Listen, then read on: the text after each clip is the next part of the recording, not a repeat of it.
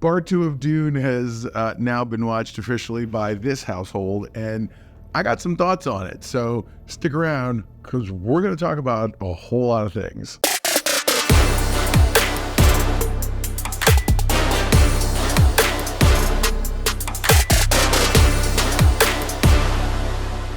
What's up, my know-it-alls? All right, so just got done watching Dune 2 Part 2.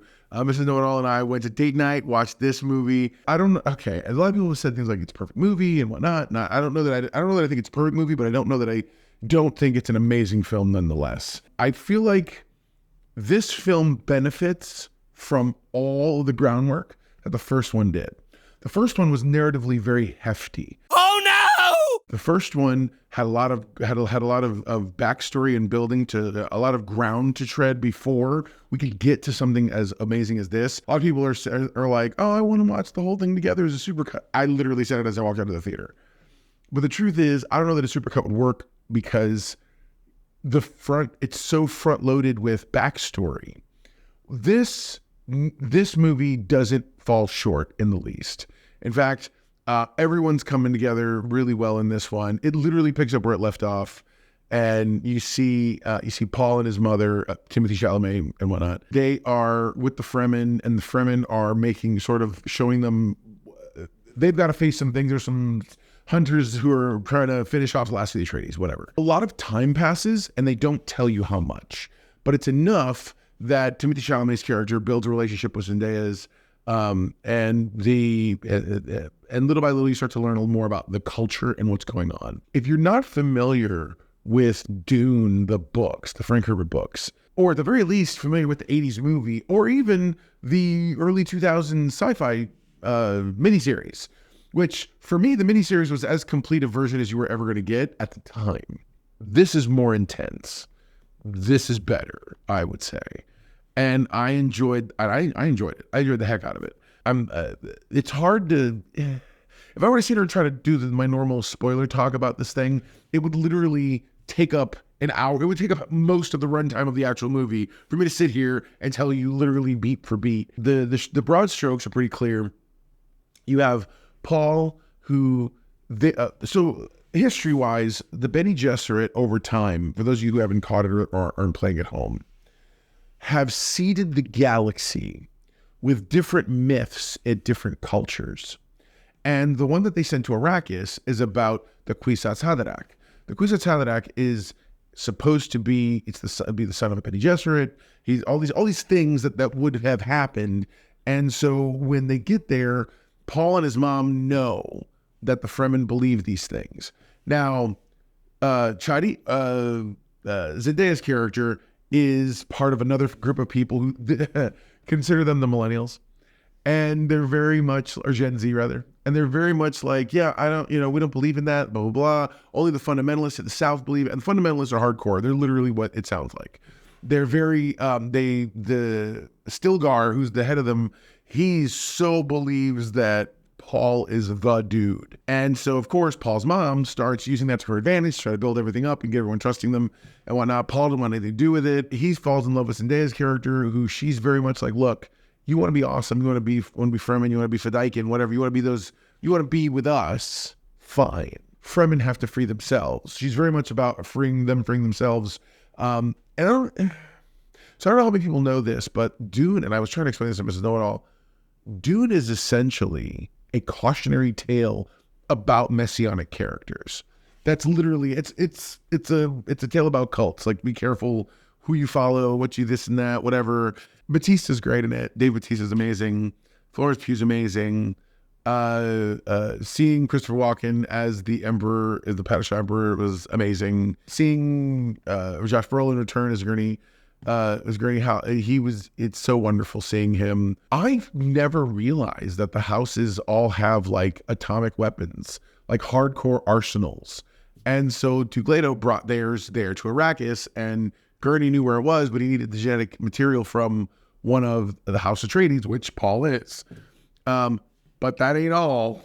Spoiler warning, so as you're playing at home, Paul, we find out in sort of the penultimate, before the climax, As soon as he takes the water of life, which is really just, I guess, sandworm venom, sandworm poison, whatever.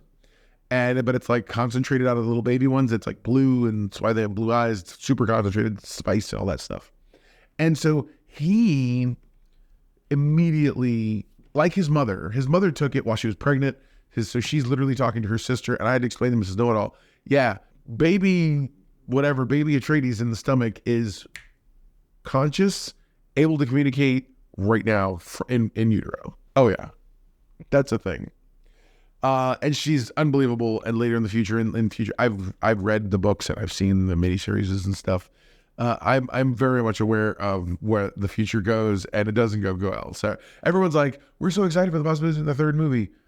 I'm not, because I know where it goes. It's kind of why the miniseries fell apart, to be honest. But anyway, I, for one, am a big fan of sort of what I call high sci-fi. Frontier, a lot of the Isaac Asimov stuff, that's all high sci-fi. This falls under high sci-fi for sure. There are big concepts, and there's a million and one videos telling you about the story and the background and the history and stuff. I'm literally just here about to tell you the movie. The movie's brilliant. You need to see the movie. It is unbelievable, and Denis Villeneuve has done, I've heard several other reviewers say this, and now I understand fully, every single frame is a picture of art. Like, you could take any frame you want and heck, the posters are amazing.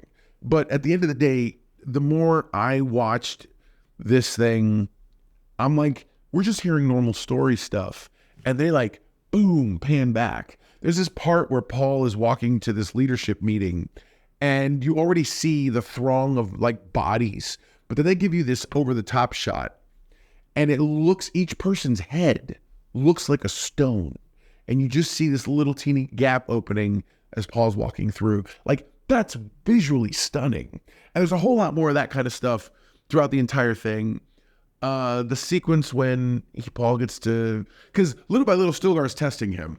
Even when Paul's like, yeah, I don't believe any of that stuff, this and that, Stilgar's like, look how humble he is. He has to be the Kwisatz Haderach. And the Lisi Al-Gaib, or whatever, Lisi Al-Gaib, something to that effect. Javier Bardem as Stilgar, the radical, Stilgar, the fanatic, is beyond brilliant. The man is, and several times, he just like, they're sitting there quiet. Paul's is like, okay, I think this and that. And he goes, Lisi Al-Gaib. And you're like, that's a saying. And it's just the name they call Paul. And I'm just like, wow, it's super cool. I like and every step he's trying to take to just be, because he just wants to be the lead. His father was the Duke who was killed. They make some allegory, because eventually he gets his revenge. He faces down by challenging the Emperor. So the Emperor shows up, and that's when the Fremen ride sandworms into battle and are just decimating the Sardaukar, and it's just amazing. So when they get there finally, and they walk in, and the Sardaukar sort of go in toward them, and they disappear to the sands, and then a second later, Paul and the others come out, and you're just like, well, clearly those guys are done for. Again, super powerful. And then I think the final fight with, I think Austin Butler, by the way, as the Baron or Na-Baron or whatever, the Baron Jr., is he's doing the affected voice thing that makes him sound a lot like Stellan Skarsgård, the big Harkonnen guy, Baron Harkonnen. And I think it's more like a family affectation is what he's going for, but it works. I didn't understand the black and white stuff in the trailers, but then you see it's because they're under a black sun. Even their fireworks look just like white paint in the sky. And it's sci-fi. I'm good. That justification alone made me fine. Seeing the Bene Gesserit, they are rough. There's some conniving. Even with everything happening on Arrakis and with everything that's going on with Paul, they're still trying to get their machinations. So they have one of theirs go to Austin Butler's character after some major birthday victory, whatever, killing the last of the Atreides. They have her go and conceive with him to save the bloodline. And I'm like, y'all just don't know when to quit. So there they are. The emperors come, this and that. The fight, and literally the Bene Gesserit woman is like, "You don't understand, blah blah blah, this and that." And he uses the voice like silence, and she's all like, "Oh my gosh!" The theater people were like, "Whoa!" Like, oh, people whooped so fast. But yeah, no, overall, I think this is a good movie. I definitely think you need to go see it. It is not only a spectacle, but it's an achievement. Like, I feel like it's a milestone in cinema. This made you forgot that this was a science fiction movie, or that the giant sucking maw worm thing wasn't real. And they did a wonderful job with that. Denis Villeneuve is a visionary for sure. And I can't wait to see what he does. If he's potentially going to do a third film, and we'll see how it goes. I thought it was a weird creative choice to have Zendaya's character sort of really be the anti-Muad'Dib, the anti, like, she's well, again, she's the Gen Z millennial, whatever. And it shows. And so literally the last scene of the movie is her riding out or waiting for with tears in her eyes, because the only way Paul's able to get out of all this is, one, he's sending the Fremen out on a holy war. So it's jihad time. But also, he's got to marry Florence Pugh, the emperor's daughter. And she has to be willing in order for his claim to the throne to be viable. All the other houses are like, we don't acknowledge your ascension. And he's like, take him to paradise. Which essentially means, I'm like, whoa, bro. It's intense. It's intense. And it's a holy war. That's what's happened. A holy war has begun. It's interesting. So there you go. Now you know. And if you always have the battle, you have to make it know yourself. What's our index for this movie? Come on, guys. Seriously, after all the things I just said praising this movie, it's 10 out of 10 for me. All day. I do believe 100% this movie benefits from the previous movie. But I don't know that I'm going to watch the first part one often. I think I could rewatch part two again and again and again. The minute it comes out on VOD, I'm going to own it. If it comes out on physical media, I'm probably going to buy it. Would love to hear your thoughts. Comment below. Let me know what you think of the movie, and sort of if you've seen it. If you haven't seen it, are you familiar with Dune at all? What are your thoughts about that? But, would you be excited knowing where this goes with a third movie? And I know Villeneuve said he's up for doing a third movie, and then after that, he'd probably hand it off to someone else. But yeah, man, it's exciting stuff. I can't wait to talk more about this and read your comments below. So again, don't forget to like the video, subscribe to the channel. It really helps us grow in the algorithm. Lets everybody know that you are only part of the Know-It-All Nation. If you have any comments for me, please send them directly, and we will talk again very, very soon. Until next time, never forget, everyone loves a know-it-all.